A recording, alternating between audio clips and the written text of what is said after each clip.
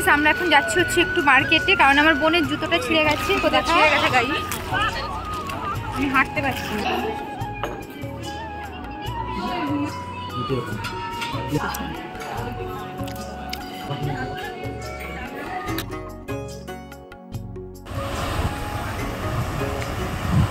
Hello everyone, Sumana's ব্লগের নতুন আরও একটি ব্লগে তোমাদেরকে অনেক অনেক স্বাগত। কেমন আছো তোমরা সবাই? আশা করছি ভীষণ ভালো আছো, সুস্থ আছো। আমরাও না বেশ ভালো আছি।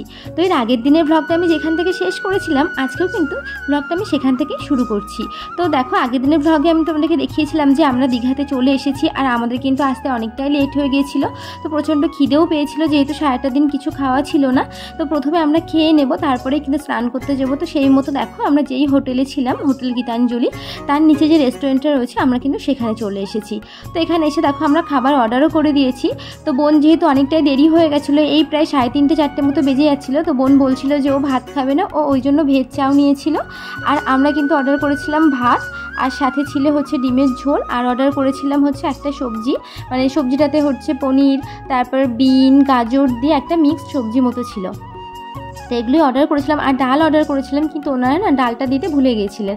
আর সাথে ছিল হচ্ছে পাঁপড়। তো যেহেতু বোনের যে মানে চাউমিনটা দিয়েছিল সেটার কোয়ান্টিটিটা অনেকটাই বেশি ছিল, তার জন্য বোন বলছিল যে আমি তো এতটা পরিমাণ খেতে পারবো না। তো ওই জন্য আমরা সবাই একটু একটু করে শেয়ার করে নিয়েছিলাম। আর দেখো আমি কিন্তু এই চামচ দিয়ে চাউমিন খেতে বসে গেছি। আর সত্যি কথা বলতে কি বন্ধুরা, চাউমিনটার টেস্ট কিন্তু ভীষণ ভালো ছিল, খুবই সুন্দর ছিল, মানে খেতে কিন্তু ভীষণই ভালো লাগছিল। তো তারপর দেখে এখানে আমরা 2টো ডিম এর অর্ডার দিয়েছিলাম, কারণ ডিম আমি একদমই খাবো না। সারাটা দিন না খাওয়ার পর ডিম খেলে মানে আর বলতে হবে না। আর বোন বললো ও খাবে না, তো ওই জন্য শুধু বোনের খুব খিদে পেয়েছে, খিদে পেয়েছে অনেক। হাজবেন্ড আর আমি কিন্তু সবজি দিয়ে ভাতটা খেয়েছিলাম। সারাদিন পর কিন্তু সবজি দিয়ে ভাতটা খেয়ে দিয়ে কিন্তু ছিল। তো দেখো সেই মতো এখন আমরা খেতে বসে গেছি। আমি এখন আমার ছেলেকে খাওয়াচ্ছি। আমার ছেলে তো পাঁপড় খাবে বলে বায়না করছে। তো এখানে আমরা খেতে বসে গেছি। তো সবার খাওয়া কমপ্লিট হয়ে গেছে, আমার ছেলেরও খাওয়া হয়ে গেছে। তো এখন আমি খেয়ে নেব। আর খাবারটাও কিন্তু ভীষণ ভালো ছিল, মানে ভীষণ মশলার ছিল তা বলবো না, খেতে কিন্তু খুবই ভালো লাগছিল। তো বন্ধুরা মোটামুটি আমাদের খাওয়া দাওয়া দেখে কমপ্লিট হয়ে গেছে। তো খাওয়া দাওয়া কমপ্লিট করার পর আমরা মানে আমাদের যে বিলটা হয়েছিল সেই বিলটা মিটিয়ে দিয়েছি, দিয়ে তারপর ঘরে গিয়ে একটু রেস্ট নিয়েছিলাম। নেওয়ার পর দেখো এখন আমরা যাচ্ছি হচ্ছে সুইমিং পুল আছে যে সাইডটাতে, সেই সাইডটা মানে পুলের সাইডে যাচ্ছি। তো আমার ছেলে ভীষণ বায়না করছিল যে ও সুইমিং পুলে স্নান করবে। আর আমার আজকে না তেমনভাবে পুলে স্নান করার ইচ্ছা ছিল না, তবুও যেহেতু ছেলে ভীষণ বায়না করছিল তাই কিন্তু আমরা এসেছিলাম। তো এখানে দেখো চলে এসেছি। আর এখানে কিন্তু সুইমিং পুলে নামতে গেলে, এখানে কেন সব জায়গায় কিন্তু সুইমিং পুলে নামতে গেলে কিন্তু সুইমিং পুলে যে সুইমিং কস্টিউম হয় সেগুলো কিন্তু নিতে হয়। তো এখানে কিন্তু সেরকম নিয়ম রয়েছে, 50 টাকা করে দিতে হয়। তো এখানে দেখো আমার ছেলে সুইমিং কস্টিউম পরে চলে এসেছে, আর ওর বাবা মানে আজকে শুধু আমার ছেলে আর ওর বাবাই স্নান করবে। আমরা কিন্তু এখানে কেউ স্নান করিনি, আমরা 3জনই কিন্তু মানে রুমের ভিতর যে স্নানের জায়গা আছে সেখানেই কিন্তু স্নান করেছিলাম, বাথরুমে। তো এখানে দেখো আমার ছেলে এসে তো প্রচণ্ড আনন্দ পাচ্ছে, খুব মজা করছে, ও জলে নামবে। আর মানে কি বলবো, এখানে দেখো আমার বোন ওকে বসিয়ে দিয়েছে। আর ও কী করেছিল জানো তো, এরকমভাবে বসে থাকতে থাকতে না নিজেই কিন্তু জলের ভিতর ঝাঁপ দিয়েছিল। আর মানে অনেকটা জলও কিন্তু ও খেয়ে ফেলেছিল জানো না। তো ওই জন্য আমি ভয় পাচ্ছিলাম। তো তারপর আবার আমার হাজব্যান্ড আর আমার ছেলে নেমেছিল। তো দেখো ওরা দুজন ভীষণ মজা করছে, আর আমার ছেলে তো ভীষণই মজা পাচ্ছে।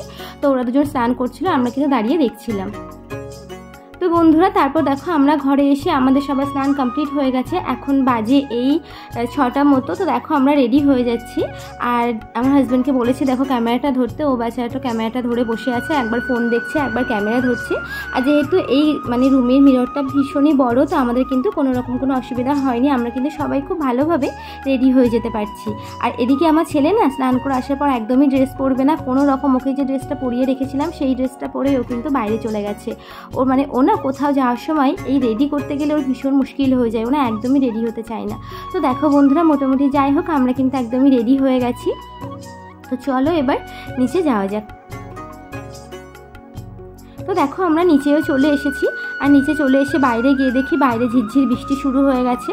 আর এই ঘুরতে এসে বাইরে বৃষ্টি শুরু হলে কিন্তু একদমই ভালো লাগে না। তো কি আর করা যাবে, যেহেতু বাইরে ভীষণ পরিমাণে বৃষ্টি হচ্ছে তাই কিন্তু আমরা এখানে একটু বসে টাইম পাস করছিলাম। আর তোমাদেরকে তো আগের ব্লগেই আমি বলেছি যে আমি কিন্তু বেশিরভাগটা সময় এই জায়গাটাতেই কাটিয়েছি। আর এদিকে দেখো আমার বোনরা কিন্তু ফটো তুলতে ব্যস্ত। তো ওরা ফটো তুলছিল, তো আমাকে বলছিল যে আমাদেরকে একটু ফটো তুলে দে। তো আমি বন্ধুরা একটু ফটো তুলে দিচ্ছিলাম। আর সত্যি কথা বলতে কি আমি কিন্তু সত্যি কথা বলতে ভালো ফটো তুলতে পারি না। তো যাই হোক মোটামুটি ওদেরকে ফটো তুলে দিচ্ছিলাম। তো ফটো তুলে দেওয়ার পর আমার সত্যি কথা বলতে আর হাত মানে বসে থাকতে ইচ্ছা করছিল না, হাত পা রীতিমতো ব্যথা হয়ে যাচ্ছিলো। তাই আমি ভাবছিলাম যে একটু ঘুরে ঘুরে বেড়াই। তো এখানে আমি ঘুরে ঘুরে বেড়াচ্ছিলাম আর ভাবছিলাম যে কখন বৃষ্টিটা একটু কমবে আর কখন আমরা একটু বাইরে যেতে পারবো, কারণ ঘুরতে এসে দেখবো বদ্ধ হয়ে বসে থাকতে কিন্তু ভালো লাগে না। খুব সুন্দর, খুব ভালো, খুব ভালো। তো জানি না বৃষ্টিটা কখন কমবে, তো দেখা যাক বৃষ্টিটা কখন কমে।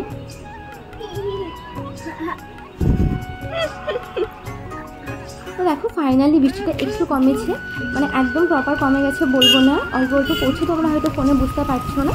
তো এখানে সামনে গিয়ে এক জায়গায় দেখছিলাম যে পেয়ারা মাখা বিক্রি হচ্ছে, আর হচ্ছে কি এখানে ঝালমুড়ি মতো হচ্ছে, আলু তারপর অনেক কিছু মটর টটরতে একটা 12 ভাজা মতো বিক্রি হচ্ছিলো।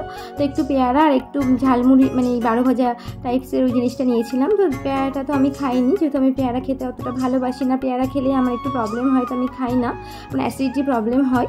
তো ওই জন্য আমি ওই যে 12 ভাজা ছিল সেই 12 ভাজাটাই খেয়েছিলাম। খাওয়ার পর দেখো আমরা মানে সি বিচ দেখতে চলে এসেছিলাম। তো যেহেতু বৃষ্টি হচ্ছে না, খুব বেশি লোকজন নেই, আর বৃষ্টি হলে ভালোও লাগে না। আর আগে না সমুদ্রের এই জায়গাটাতে না এই পাথরগুলো ছিল না, মানে ছিল কিন্তু একটা নামার জায়গা ছিল, কিন্তু এখন না কোথা দিয়ে নামার জায়গা নেই, পুরো জায়গাটায় কিন্তু এরকম পাথর দিয়ে দিয়েছে। আর যেহেতু বৃষ্টি হয়েছে না, তো পাথরগুলোতে নামতে কিন্তু ভীষণই অসুবিধা হচ্ছে, মানে পাটা না ভীষণ স্লিপ করছে। আর যেহেতু আমি একদম মানে পাতলা জুতো পরেছিলাম, তো আমার নামতেও কিন্তু ভীষণই অসুবিধা হচ্ছিল।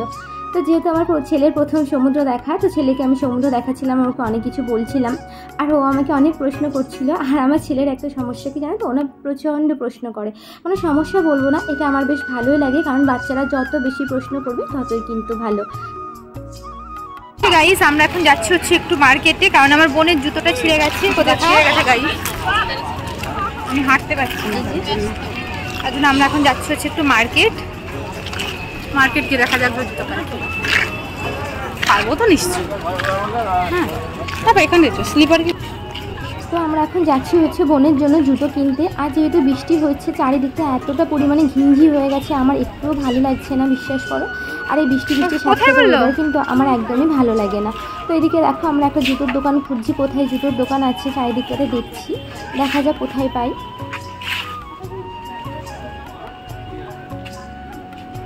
আর এদিকে আমার বোন জুতো কিনতে কিনতে ব্যাগের দোকানে চলে গেছে। আর আমার বোন কিন্তু যেখানে যায় সেখান থেকে কিছু না হোক অন্তত ব্যাগ কিনে নিয়েই যায়। তো দেখো এখানে আমরা পেয়ে গেছি একটা জুতোর দোকান, তো সেখান থেকে আমরা একটা জুতো কিনে নিলাম। ওই যে হোয়াইট কালার যে জুতোগুলো ছিল, বোন কিন্তু ওই জুতোগুলো নিয়েছিল। তো তারপর আবার বৃষ্টি শুরু হয়ে গেছিলো, তাই আমরা এখানে একটা মোমোর দোকান ছিল, তো মোমোর দোকানটাতে বসে মোমো অর্ডার করেছিলাম।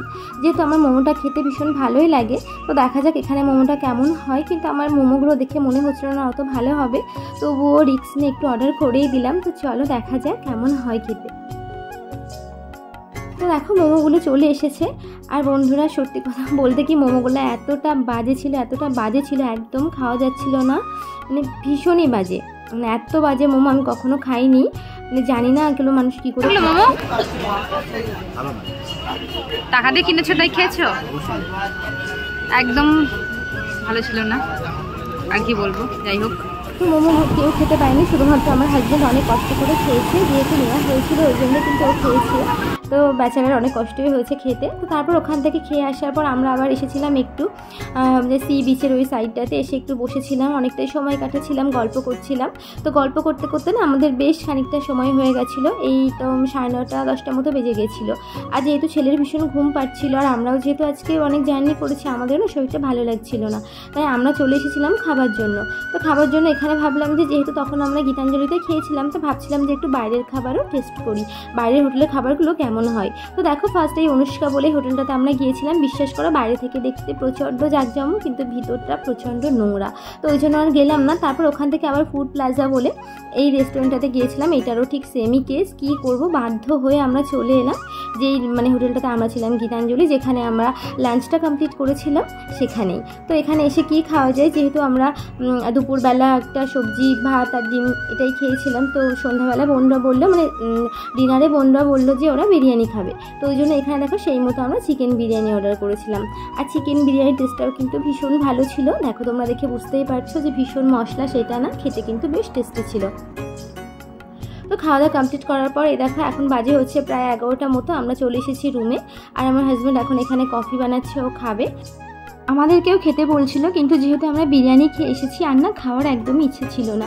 আর যেহেতু সারাটা দিন আজকে এতটা পরিমাণ জার্নি হয়ে গেছে আর কিন্তু কিছুই ভালো লাগছে না।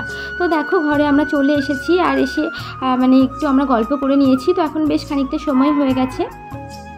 তো চলো বন্ধুরা, আজকের ব্লগটি তাহলে আমি এখানেই শেষ করছি। ব্লগটি কেমন লাগলো অবশ্যই একটা কমেন্টের মাধ্যমে জানিও। আর ব্লগটি যদি ভালো লেগে থাকে অবশ্যই ব্লগটিকে একটা লাইক করে আমার চ্যানেলটিকে সাবস্ক্রাইব করে রেখো আমার পরবর্তী ভিডিওগুলো দেখার জন্য। আর পরবর্তী ভিডিওটা যেন কেউ স্কিপ করো না, কারণ পরবর্তী ভিডিওটা ভীষণই ইন্টারেস্টিং একটা ভিডিও হতে চলেছে। তো চলো বন্ধুরা, তাহলে দেখা হবে নেক্সট ভিডিওতে। সকলে ভালো থেকো, সুস্থ থেকো, নিজেদের খেয়াল রেখো।